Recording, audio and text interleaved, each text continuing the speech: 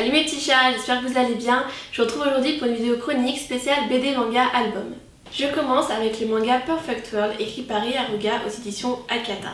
En prenant ce livre dans ma palle, je voulais une lecture touchante. Je savais donc que c'en serait une, mais je ne pensais pas que ça serait à ce point-là.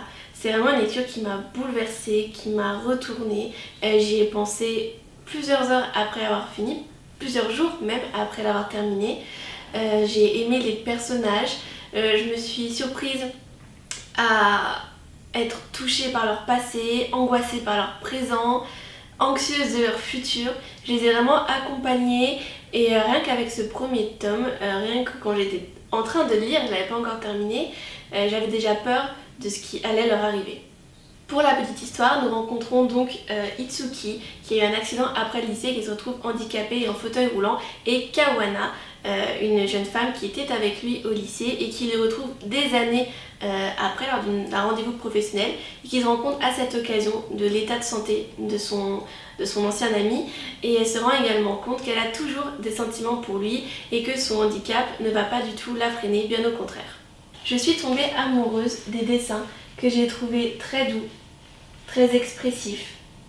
Il faut également savoir que pour croquer son récit, la mangaka s'est renseignée auprès du corps médical pour vraiment retranscrire avec exactitude le handicap d'Itsuki.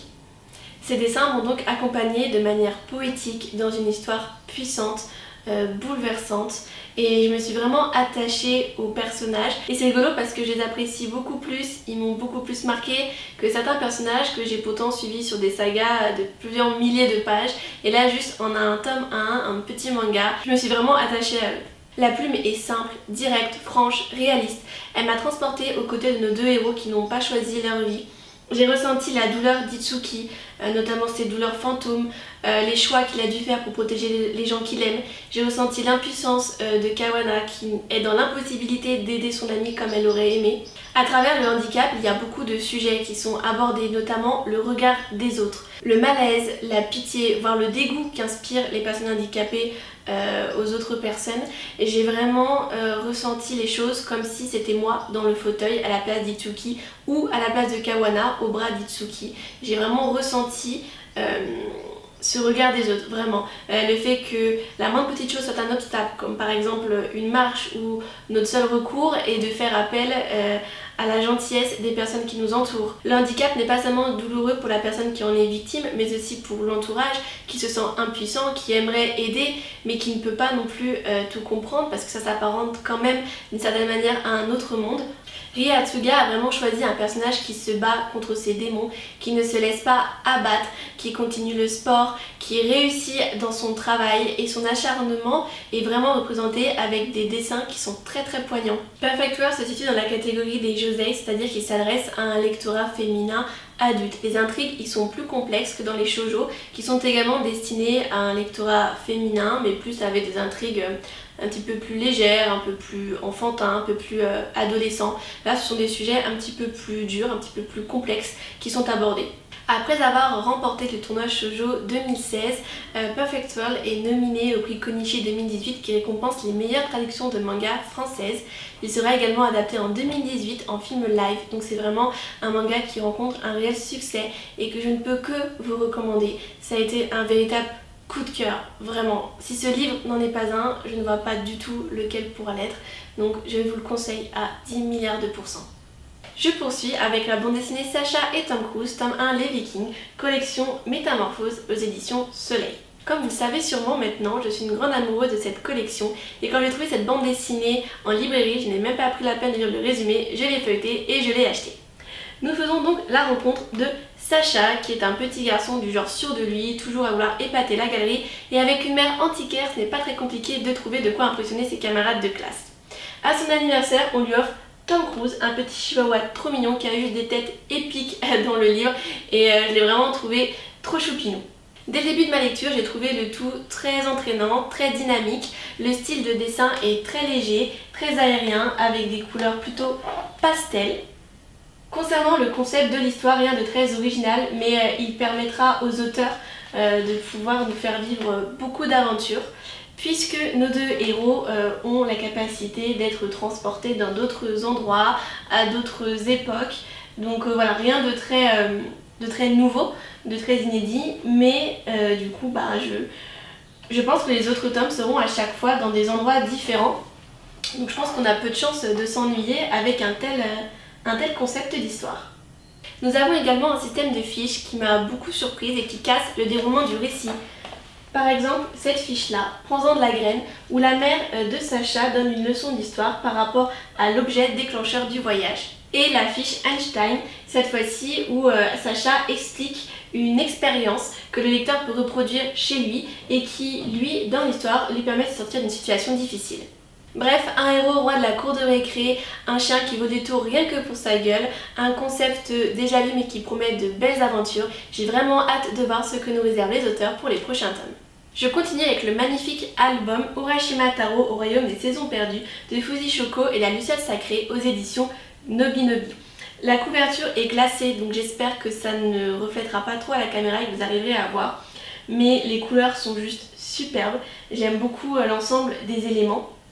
Et pour la petite histoire, nous rencontrons donc Urashima Taro, un modeste pêcheur qui va sauver une énorme tortue marine que l'on voit ici, qui est attaquée par un groupe d'enfants. Suite à ce sauvetage, la tortue va lui proposer de l'inviter au royaume du dieu des mers. Taro y rencontrera le dragon Ryujin et sa fille Otohime, de qui il va tomber éperdument amoureux.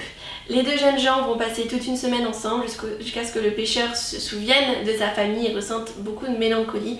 Il va décider de remonter à la surface. La princesse va lui donner une petite boîte en lui faisant promettre de ne pas l'ouvrir. Et donc la question est, est-ce que Taro faillira ou non à sa promesse ? J'avais déjà repéré cette maison d'édition lorsque je travaillais chez Hachette Livre International et leur ligne éditoriale, les couleurs utilisées ne m'ont pas laissée indifférente. C'est une maison d'édition qui est spécialisée dans la littérature jeunesse japonaise et qui fait des ouvrages absolument sublimes. Je vous conseille vraiment d'aller jeter un œil à ce qu'ils font, ça vaut le détour. L'objet livre est vraiment splendide et je ne me lasse pas de le regarder. Et parmi les illustrations que j'ai préférées, il y a cette double page. J'aime beaucoup les couleurs utilisées, la perspective. La poésie aussi du dessin avec le temple, la bulle d'air qui permet à Taro de respirer. La première fois que j'ai vu cette planche, je l'ai vraiment trouvée très très jolie. Nous en avons également une autre qui regorge de détails, qui regorge de couleurs, qui est celle-ci que j'ai également beaucoup aimée. Il faut savoir que ce conte est assez spécial de par sa morale. Je ne vous en dirai pas plus pour ne pas vous spoiler. Et il a également eu diverses interprétations et diverses fins au fil des époques. Ce n'est qu'aux alentours du 7e siècle que le conte Urashima Taro prend sa forme actuelle, alors qu'on a trouvé des traces écrites qui datent de l'ère Nara, 710-794. Donc le texte a vraiment eu diverses variations au fil du temps. Comme dans la plupart des contes, se cache derrière la beauté des illustrations et derrière la magie, une histoire dure, voire cruelle, et ce conte ne fait pas exception à la règle. J'ai senti la catastrophe arriver. C'est un livre qui se lit très rapidement, mais bizarrement, ça m'a quand même laissé l'impression d'un récit complexe qui est tout à son honneur. En ce qui concerne la mise en page, le texte est inscrit dans un rouleau dans le coin de l'image, ce qui laisse tout le reste de la double page pour le plaisir des yeux. Cette histoire touchante d'une 50aine de pages m'a transportée dans un monde poétique et merveilleux porté par de somptueuses couleurs. Il s'agit d'un kodomo, c'est-à-dire qu'il est destiné à un public plutôt jeune, entre 6 et 11 ans, mais c'est parfait pour déconnecter de notre quotidien. J'ai également beaucoup aimé, à la fin du livre, les présentations des auteurs, les présentations du conte, et également le travail de recherche, des esquisses, des croquis, la première version de certaines pages, vraiment les coulisses du livre, et j'ai trouvé ça très très intéressant, surtout pour un conte rétinal japonais qui ne fait pas forcément partie de notre culture à nous, donc j'ai trouvé que c'était une très bonne idée. Je vous invite à aller lire ma chronique de ce livre puisque je rentre vraiment dans les détails par rapport au folklore japonais, aux légendes occidentales, françaises, par rapport à l'interdiction de regarder par rapport à la petite boîte que donne Otohime à Taro. Donc voilà, je vous invite à aller lire cette chronique si vous souhaitez avoir de plus en plus d'informations. Je termine cette vidéo avec un tome 2, le tome 2 de la saga Kushi, la tanière du loup de Patrick Marty et Golosa aux éditions Fei. Si vous n'avez pas lu le tome 1, je vous conseille de mettre fin à la vidéo. Normalement, voilà, il n'y aura pas de grand spoil. Enfin, vous lisez derrière, vous allez savoir ce que je vais vous en dire. Donc, je ne vais pas vous faire de grandes révélations. Mais voilà, si vous souhaitez terminer, vous le pouvez. Nous retrouvons donc Kushi, traqué par Bold et ses hommes, et qui se retrouve donc en fuite dans la steppe accompagné de son cheval et de son chien. Je me suis rapidement rendu compte que cet opus serait beaucoup plus sombre que le premier, ne serait-ce que par les couleurs utilisées pour illustrer l'histoire. On pourrait penser qu'une fillette à cheval avec son chien serait désavantagée face à un groupe d'hommes armés et déterminés, mais il ne faut pas se fier aux apparences et Kushi a plus d'un tour dans son sac. Elle a notamment Tenger, le dieu de la steppe, à ses côtés, elle est protégée et voilà, il faut vraiment pas se fier aux apparences. Cette petite fille sait ce qu'elle veut et fait ce qu'il faut pour y arriver. J'ai retrouvé l'opposition entre la tradition et la modernisation, cette fois-ci c'est vraiment explicite puisqu'à la page 47 nous avons des villageois qui crient « On n'a plus besoin d'une chamane, c'est des vieilles sornettes, on a un médecin et un vétérinaire maintenant, on est moderne, fini les sorcières ». Là on a vraiment un rejet des croyances, comme quoi c'est has-been, c'est désuet, c'est voilà, plus personne s'y intéresse, mais ces croyances ne se laissent pas abattre aussi facilement puisque nous avons un groupe de guerriers qui prend la défense de la chamane en se postant devant sa tente, ce qui montre bien que ces vieilles valeurs entre guillemets ne sont pas mortes, ne sont pas perdues et qu'elles subsistent encore pour le bien de tous, même si les gens ne s'en rendent souvent pas compte.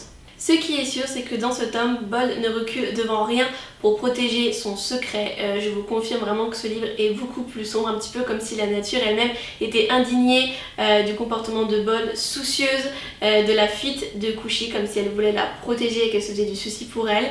Donc voilà, c'est vraiment un tome plus sombre que le premier et je me demande ce que nous réserve le troisième. En tout cas, ce qui est certain, c'est que de belles planches m'attendent sûrement. Cette vidéo est maintenant terminée, j'espère qu'elle vous aura plu. Il y aura donc eu du bon, du très bon, du très très bon. J'ai pris beaucoup de plaisir à vous faire cette vidéo. N'hésitez pas à laisser un petit commentaire, un petit pouce bleu, à vous abonner. Je vous fais des gros bisous et je vous dis à très bientôt. Ciao!